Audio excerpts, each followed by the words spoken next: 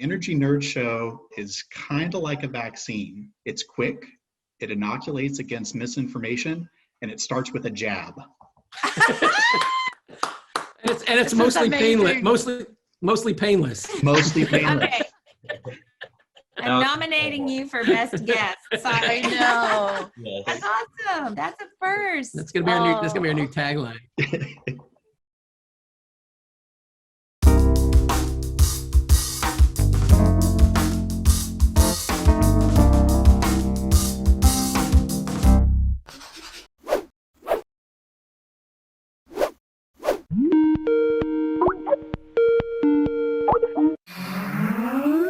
Who's our guest on the show this week? Today we have Simon Mahan. Good morning, Simon. Good morning. Hi. Thanks for being here. Yeah, glad to be here.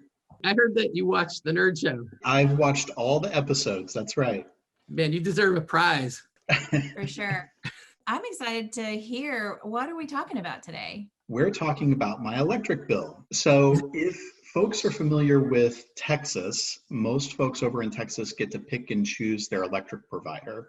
And in Texas, with retail choice, the retail electric companies try and find new customers by advertising, kind of like cell phone companies did in the late 90s, where they were offering free minutes during nighttime or during the weekends.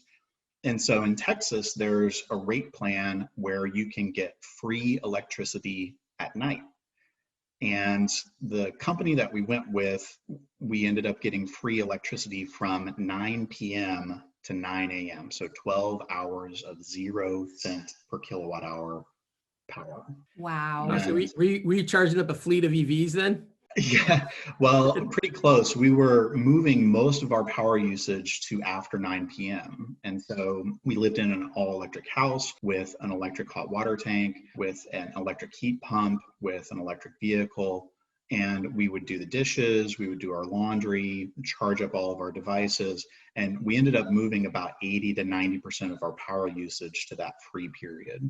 That's great. How was your fixed charge? Well, the fixed charge was included in the free component of it. And so the fixed charge, I think, was about $10 or so. So not too bad. But the way the electric bill works is you have to pay your energy provider and then your transmission and distribution provider. So our energy provider was Direct Energy. So they pumped out the electrons for us. And then Encore was our local distribution company.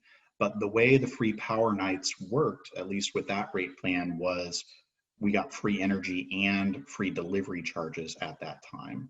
And so it was truly 0 cent per kilowatt hour power. Now during the day from 9 a.m. to 9 p.m., the energy rate was about 15 cents per kilowatt hour plus a 4-cent delivery fee. But as we were able to move power from the daytime to the nighttime, we were getting average bills over the course of a year in the $40 to $50 range. That sounds amazing. One of the more important things to say just on this particular topic with my utility bill is time of use rates are really important, because without them, there'd be no incentive for me to move my power usage around.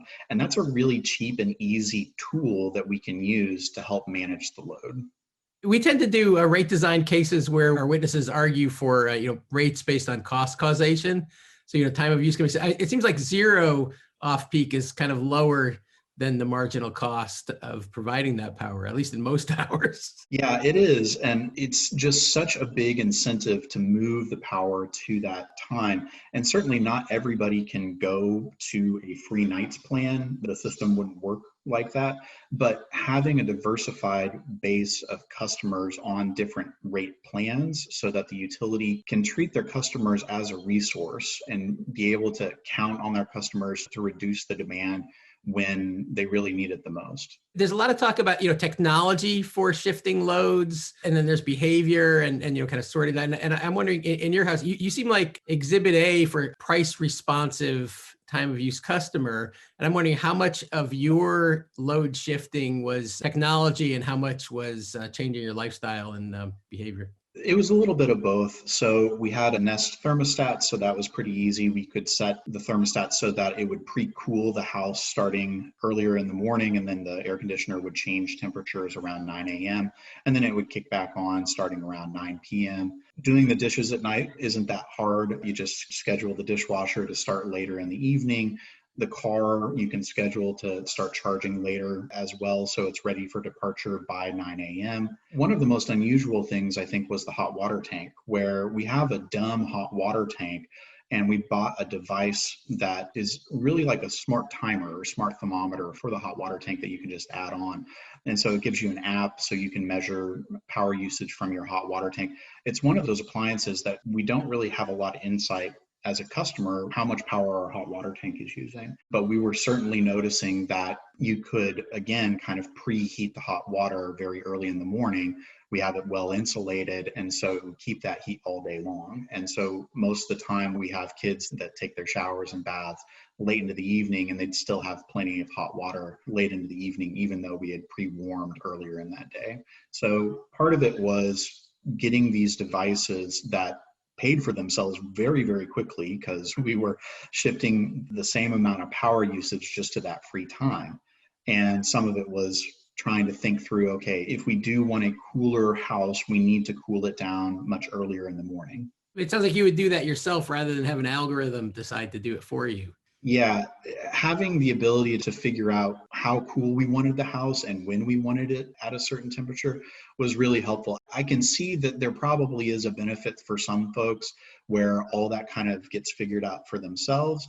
But for me, I always had this question of, well, what if something happens and those algorithms get turned off, and then all of a sudden, 2 weeks down the road, I noticed that my hot water tank had been heating during the wrong times, or the air conditioner wasn't working quite right. Having that control and being able to move the usage around myself was really critical to it. It's funny you mentioned that about the water heaters and the timing. I was a Boston Edison customer back almost 40 years ago, and some of the early time of use water heater pilot programs. And there were clocks on the water heaters, the electric water heaters.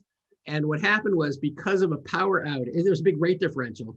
Because of a power outage, all the clocks got shifted. And so the water heaters were going on at the wrong time and off at the wrong time for the grid.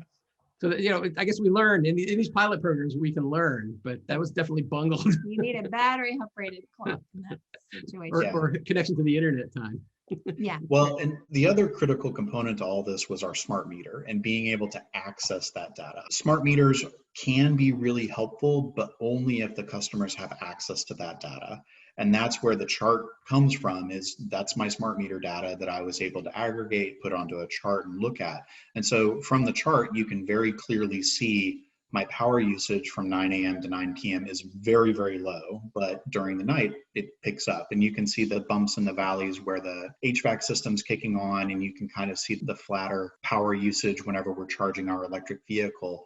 But being able to have access to that data so I can figure out what sort of rate plan worked for my family was absolutely critical. I would have been terrified joining a free nights plan where our electric power prices during the day are 19 cents per kilowatt hour when I had no idea of how much power we were actually using during the day or during the night. But because I had access to that data, I was able to figure out, oh, we can make some minor changes.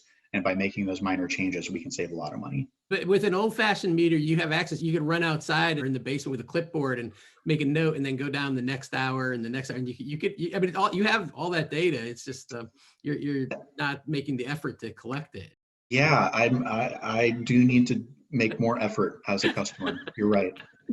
We had Mike Phillips, the CEO of Sense, on the show. You seem like you would be a great customer for that kind of smart meter. It's not just your usage, but all your appliances and what they're doing when, and really take control of your data. Yeah, having more information about what power is being used when and why is one of the things that a lot of folks don't think about, but it can really be helpful. When we had solar panels, when we lived in Louisiana, we had a smart meter, but we didn't have access to our smart meter data. But I did have access to my microinverters. And one day we were out shopping or whatever, and we came back and I noticed that the lights on the oven were blinking. And so we knew we had a power outage.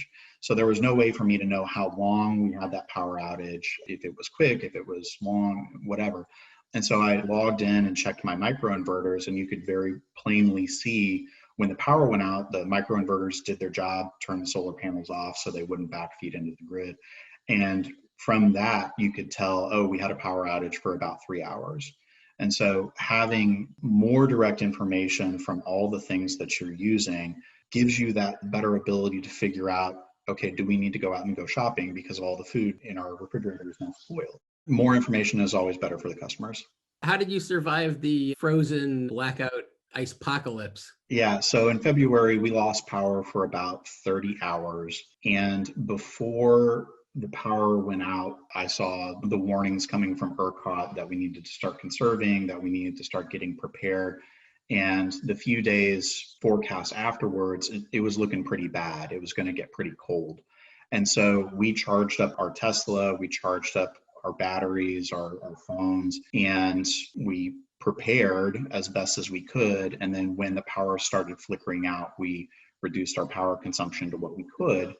But we bundled up, we had installed some new insulation, some new windows, and even though it got to 0 degrees outside, the house stayed around 40 to 50 degrees inside, even though we didn't have power for that long.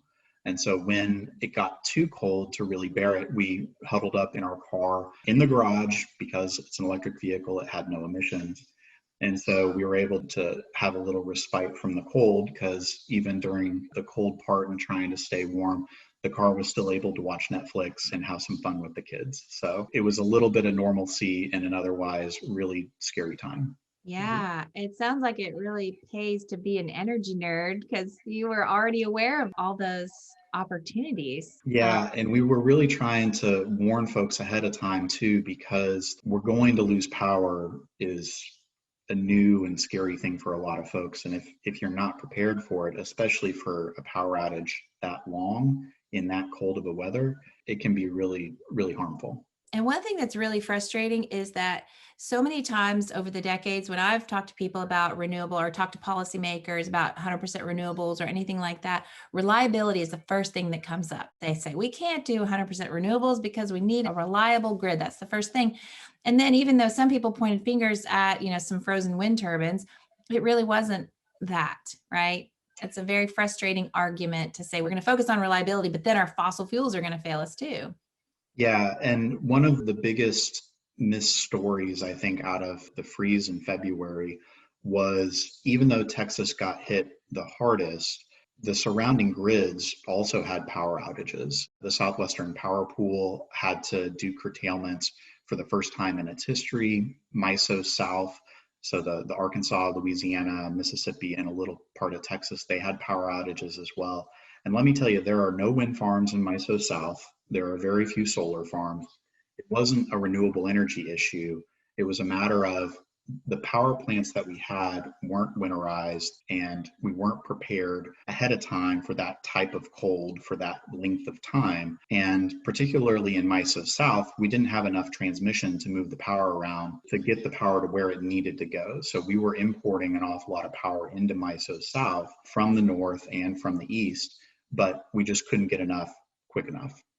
So one of the best things about this show is we get to meet energy nerds all over the country. And I would say you are just on top of it. If more people had that great information and took an interest, it would just be a much more efficient grid all the way around. Yeah, thanks for being on the show. Yeah, glad to be here. Thanks for having me. See you. See ya. Bye.